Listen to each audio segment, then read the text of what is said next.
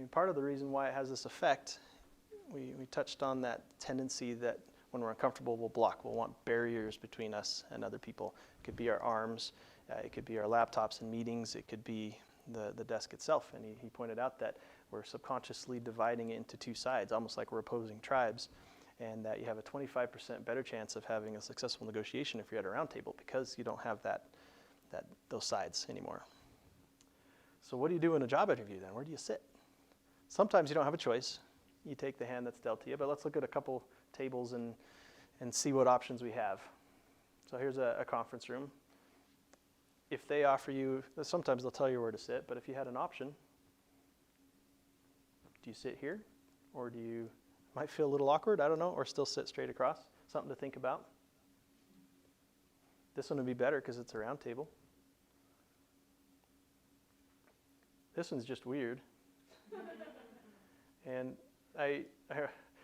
when I first became a manager, there was a particular individual that there was some friction between the two departments. And so I was given the dubious honor of trying to repair that relationship. And so I'd scheduled a meeting in this room. You come in the door this way. And so I put some donuts here just because of the food thing. And then I sat in that chair because I had a 2/3 chance of sitting kitty corner to the person as opposed to straight across and taking sides.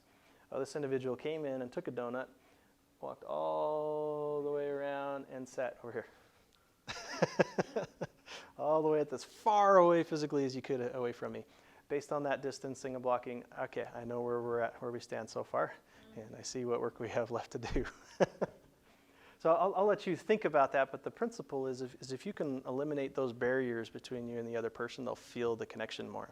And probably the easiest way to do this is to do the food interview route again, because then it's not as structured, it's not as formal. You can choose where you sit and try to sit kitty corner to the person, which will also pay off when it comes time to negotiate too, to not be on the opposite sides.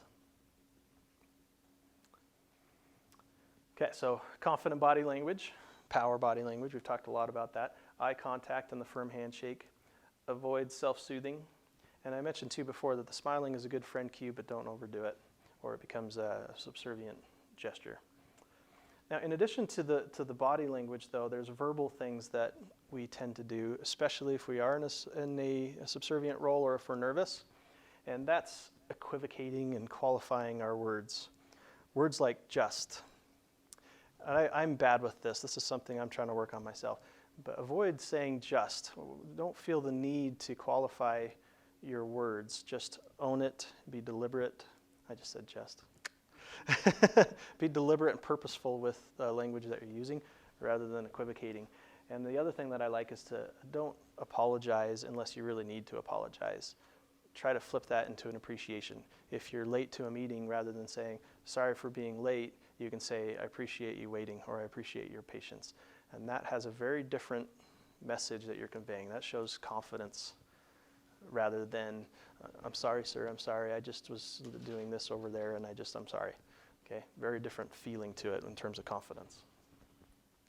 What are some other examples of equivocating? Using maybe too much.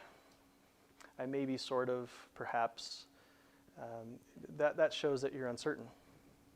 And if you are uncertain, that's fine, but I see myself and I see others overdoing it in interviews. They're seeing this traditional dynamic in the interview saying, okay, this person interviewing is the alpha male, and so I feel I have to qualify my words. I've just been developing for 10 years. I sort of maybe can tackle that problem. Show in your verbal words as well as your body language that you know what you're talking about, that you're confident. My sister uses like as a filler word,